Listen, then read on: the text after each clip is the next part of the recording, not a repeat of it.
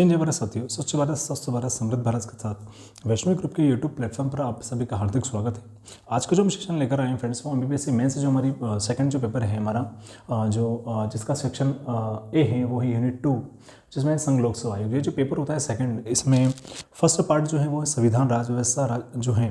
उससे रिलेटेड है। जो सेकंड जो पार्ट बी आता है वो समाजशास्त्र से रिलेटेड होता है। ये जो पूरा जो पेपर रहेगा ये 150 मार्क्स का रहेगा और इसमें जो यूनिट रहेगी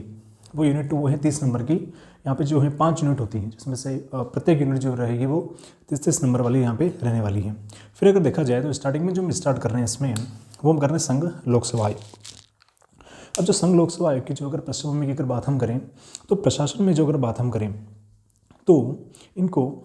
सक्षम जो है कर्मचारी जो है उपलब्ध करवाने के लिए एक स्वतंत्र और एक संवैधानिक जो संस्था है वो है संघ लोक सेवा आयोग की स्थापना का प्रावधान यहाँ पर किया गया है। अगर हम देखा जाए तो संघ लोक सेवा आयोग जो है इनकी सबसे पहले एक आता है भारत शासन अधिनियम 1919, जिसमें 1926 में ली कमीशन की सिफारिश के आधार पर लोक सेवा आयोग का गठन यहाँ पर किया गया था। किसके सिफारिश पर वो किया गया था? ली कमीशन की सिफारिश पर 1926 में लोक सेवा आयोग का गठन यहाँ पर किया गया था। फिर आता है एक अधिनियम, वो आता है भारत शासन अधिनियम 1935,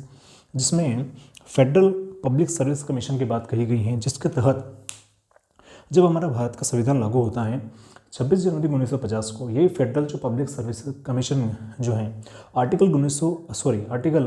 315 के तहत जो है ये संघ लोक सेवा आयोग यहाँ पर क्या होता है, ये गठित यहाँ पर होता है। तो ये संघ लोक सेवा आयोग यहाँ पर अनुच्छेद 315 के तहत एक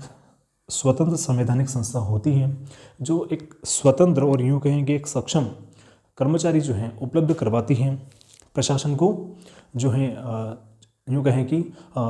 सक्षम कर्मचारी वर्ग यहाँ पर ये उपलब्ध करवाती हैं। तो यह है संघ लोक सेवा आयोग की जो है पूरी पृष्ठभूमि, किस प्रकार से संघ लोक सेवा आयोग का जो यहाँ पर गठन किया गया था।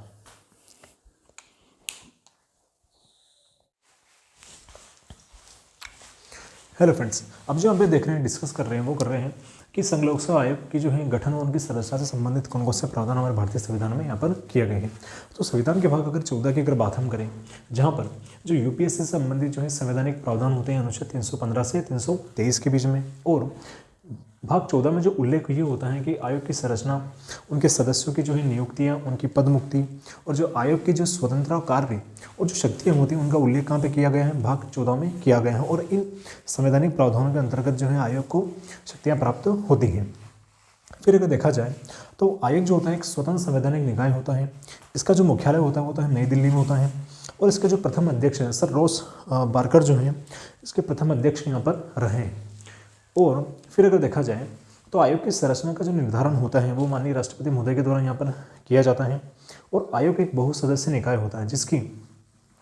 सदस्य संख्या का जो है हमारे भारतीय संविधान में कोई उल्लेख नहीं, लेकिन इनकी जो सदस्यों की जो यूँ कहें कि जो निर्धारण होता है संरचना का वो माननीय राष्ट्रपति के द्वारा यहाँ पर किया जाता है, जिसमें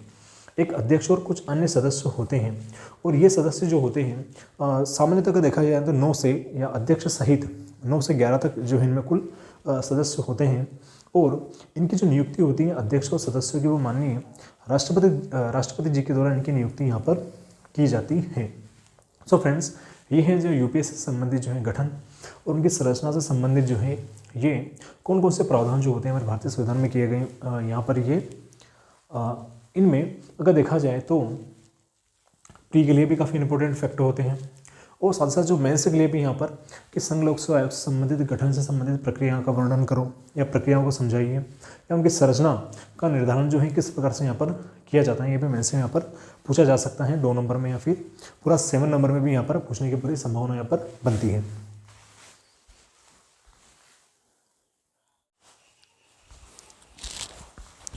हेलो फ्रेंड्स, अब जो हम यहाँ पे देख रहे हैं इनके जो संवैधानिक प्रावधान जो होते हैं जो संघ लोक सेवा आयोग से संबंधित जो है अनुच्छेद 315 से 323 में 315 आर्टिकल की अगर बात हम करते हैं तो यहाँ पर जो है संघ एवं जो राज्यों के लिए जो है लोक सेवा आयोग के यहाँ पर क्या किया गया है, यहाँ पर प्रावधान किया गया है। फिर जो आते हैं 316 में, जिसमें सदस्य जो होते हैं लोक सेवा आयोग के जिनकी नियुक्ति और उनके कार्यकाल से संबंधित यहाँ पर क्या है प्रावधान होते हैं। फिर 317 की अगर बात हम करें आर्टिकल, जिसमें जो इनके सदस्य जो होते हैं उनकी पद मुक्ति किस प्रकार से, या तो बर्खास्तगी या निलंबन के द्वारा जो है इनकी पद मुक्ति की बात यहाँ पर जो है प्रावधान किया गया है। फिर जो आते हैं उनमें आते हैं आर्टिकल 318 की अगर बात हम करते हैं तो सेवा शर्तों से संबंधित, यानी कि जितने भी सदस्य होते हैं जो लोकसेवा आयोग के जो सदस्य होते हैं उनकी सेवा शर्तों से संबंधित जो है नियम बनाने की यहाँ पर क्या होती है, शक्ति होती है इस आर्टिकल के तहत। आर्टिकल 319 की अगर बात हम करें, जहाँ पर सदस्यता समाप्ति के पश्चात जो है पद पर बने रहने पर रोक। फिर आते हैं आर्टिकल 320 में, वो है आयोग के कार्य थे, लोकसेवा आयोग के क्या क्या कार्य होते हैं वो।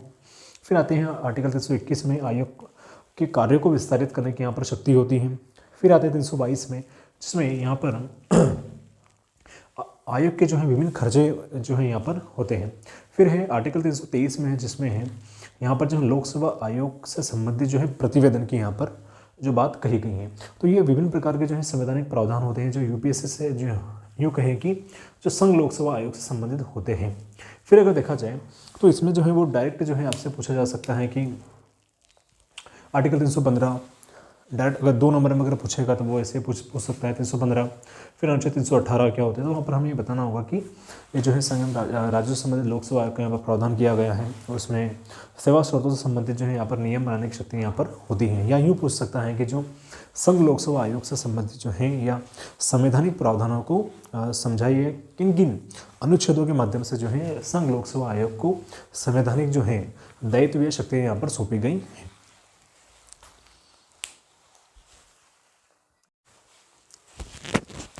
अब जो हम यहाँ पर देख रहे हैं वो देख रहे हैं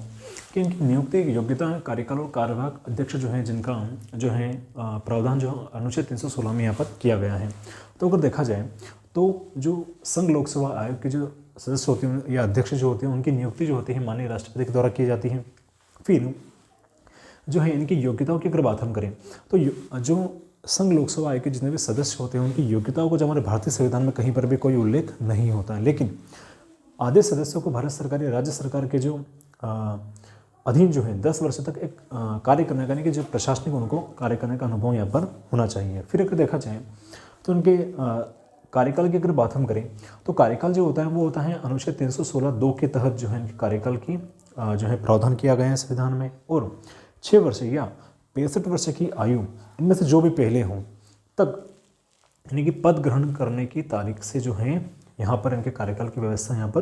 की गई है। फिर अगर देखा जाए तो अब हम यहाँ पर देखेंगे कार्यवाहक अध्यक्ष।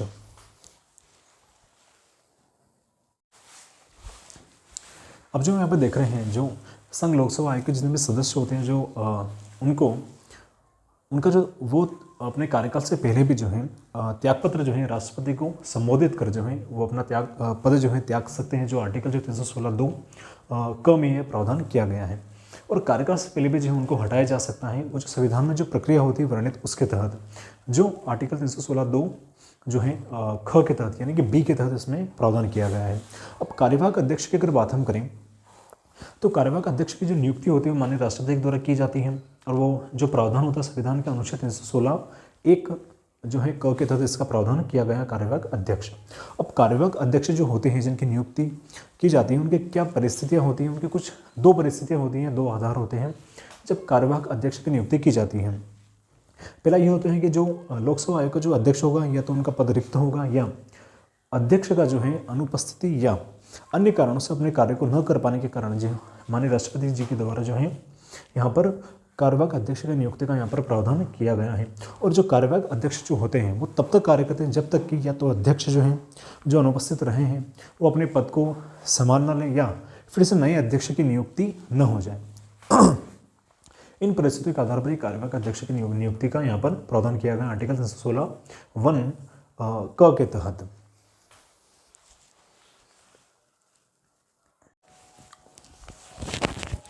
हेलो फ्रेंड्स, अब जो हम यहाँ पे देख रहे हैं वो देख रहे हैं संघ लोकसेवा आयोग में जो है पद मुक्ति यानी कि जो बर्खास्तगी या जो निलंबन का जो है किस प्रकार से क्या जो है यहाँ पर प्रक्रिया होती है। तो पद मुक्ति की अगर बात हम करें संघ लोकसेवा आयोग में तो इसमें जो आर्टिकल जो होता है वो जो अनुच्छेद है अनुच्छेद 317 के तहत जो होता है ये माननीय राष्ट्रपति जी को अधिकार होता है जिसमें अध्यक्ष एवं सदस्य को जो है यहाँ पर पदमुक्त यहाँ पर किया जा सकता है। लेकिन अगर पद मुक्ति की अगर बात आती है तो उनके कुछ आधार भी होते हैं, बिना किन आधारों पर जो है संघ लोकसेवा आयोग के सदस्यों और अध्यक्षों को यहाँ पर हटाया जाता है। तो पहला जो आधार होता है वो होता है दिवालिया घोषित होने पर। फिर आता पद के बाहर एक लाभकारी नियोजन, जो एक पद होता है उसके बाहर कहीं अन्यत्र जो अगर वो लाभकारी नियोजन में होता है जिसमें उसका जो लाभांश अगर जोड़ा होगा ना उससे, तो एक वो आधार होता है। सेकंड होता है मानसिक एवं शारीरिक अक्षमता, जो मानसिक एवं शारीरिक रूप से जो कार्य करने में अक्षम अगर होगा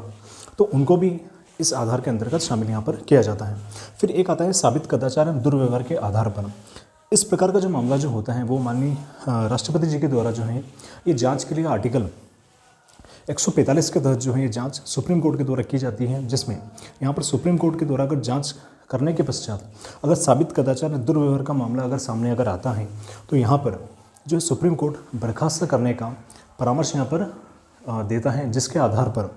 इस परामर्श को जो है माननीय राष्ट्रपति जी जो हैं वो मानने के लिए बाध्य होते हैं। फिर वे इनको हटा सकते हैं, किनको, अध्यक्ष एवं सदस्यों को।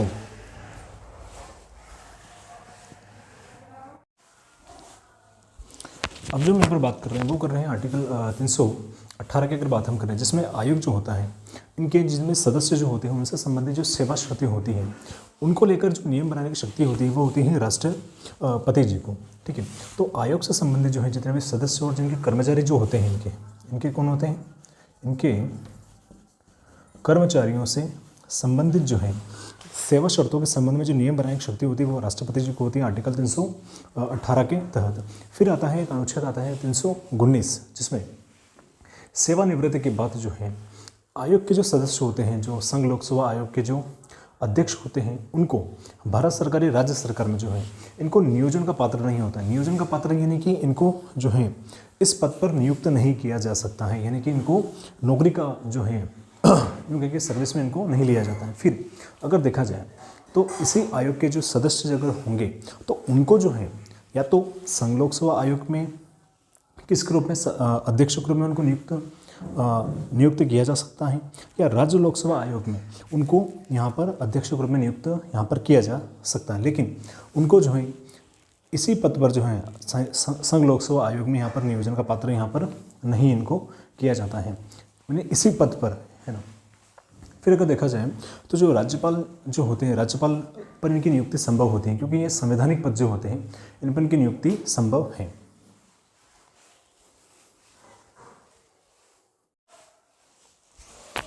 अब जो यहाँ पे देख रहे हैं वो देख रहे हैं आर्टिकल 320, जिसमें आयोग के जो है कार्य को लेकर यहाँ पर बात की गई। इसके बारे में हम पूरा डिटेल में पढ़ेंगे। फिर अगर देखा जाएगा तो अनुच्छेद 321, जिसमें आयोग के जो कार्य को विस्तारित करने की जो शक्ति होती है वो होती है संसद को होती है। किसके तहत होती है, आर्टिकल 321 के तहत जो होती है वो संसद को होती है। फिर अगर देखा जाए फिर आता है अनुच्छेद 322, जिसमें आयोग के जो खर्च आते हैं, खर्च यानी क्या, जितने भी आयोग के जो सदस्य होते हैं, जो अध्यक्ष होते हैं, उनके लिए वेतन भत्ते, उनकी पेंशन का जो जितना भी जो भार होता है, जो भारित होते हैं, वो भारत की संचित निधि पर भारित होते हैं। तो आयोग के जितने भी वेतन या आयोग के जो खर्च होते हैं किस पर भारित होते हैं, भारत के संचित निधि भारित होते हैं आर्टिकल 322 के तहत संघ लोकसेवा आयोग के संबंध में, जिस पर संसद में मतदान नहीं होता है। फिर अगर देखा जाए तो एक आता है अनुच्छेद 323, जिसमें आयोग के जो है प्रतिवेदन या रिपोर्ट से संबंधित यहाँ पर प्रावधान होते हैं, जिसमें आयोग जो होगा संघ लोकसेवा आयोग ये अपने कार्यों से संबंधित जो है प्रतिवर्ष रिपोर्ट जो होगा वो राष्ट्रपति जी को यहाँ पर क्या करेगा, यहाँ पर देगा। और राष्ट्रपति जो है आयोग के द्वारा जितने भी कार्य उनके स्वीकृति अस्वीकृति के कारणों सहित पूरा जो रिपोर्ट होगा वो यहाँ पर संसद के दोनों सदनों के समक्ष यहाँ पर प्रस्तुत किया जाता है। सो फ्रेंड्स, ये हैं संवैधानिक प्रावधान जो है संघ लोकसेवा आयोग के संबंध में है। जितने भी संवैधानिक प्रावधान थे हमने यहाँ पर देखे हैं। अब जो हम आगे देखेंगे वो देखेंगे आयोग के जो है कार्य पूरे डिटेल में देखेंगे मेंस के अकॉर्डिंग्स, और आयोग की जो स्वतंत्रता उनकी सीमाएं क्या क्या होती हैं, और कुछ फैक्ट होंगे जो प्री के लिए इंपॉर्टेंट होंगे, जो आयोग से संबंधित होंगे, उनको भी हम यहाँ पर देखेंगे।